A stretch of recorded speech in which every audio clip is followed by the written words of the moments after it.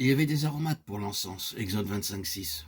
Nous avons vu que les aromates étaient utilisés pour fabriquer l'encens afin d'être consumés. Lisez les instructions pour leur préparation dans Exode chapitre 30, versets 34 à 38. L'huile d'onction parle du service que nous devrions rendre dans la maison de Dieu. L'encens parle de l'intercession qui monte du cœur des croyants devant le trône de Dieu. Dans le sanctuaire de Dieu, l'encens brûlait jour et nuit sur l'autel d'or dans le lieu saint.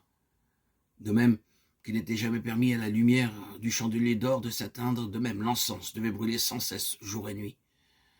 La lumière parle de la parole de Dieu et l'encens parle de l'intercession et de la prière qui monte devant Dieu par l'intermédiaire du souverain sacrificateur. Nous avons tous une part à cela.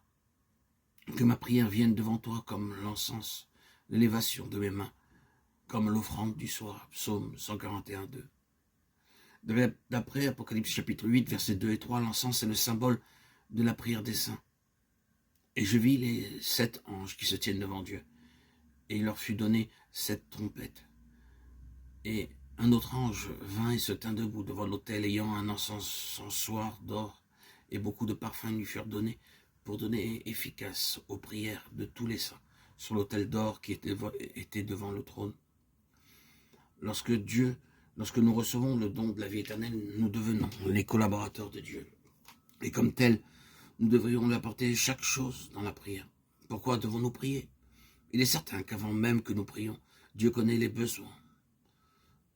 Non seulement Dieu sait ce que nous voulons, mais il connaît également nos faiblesses, nos manquements. Cependant, il veut que nous prions toujours. Pourquoi cela? Nous avons besoin de comprendre comment nous sommes collaborateurs avec Dieu. Lorsque nous commençons à parler avec lui dans la prière, il commence alors à travailler dans d'autres lieux. Cette pensée nous est rendue très clairement dans Apocalypse chapitre 8, verset 5, qui suit immédiatement le verset déjà cité. Et l'ange prit l'encensoir, le remplit du feu de l'autel et le jeta sur la terre. Et il eut des voix, des tonnerres, des éclairs et un tremblement de terre. Oui, ici le jugement de Dieu est prêt d'être répandu sur toute la terre. Tonnerre, éclairs et tremblement de terre parlent du jugement final de Dieu sur le point d'être exécuté.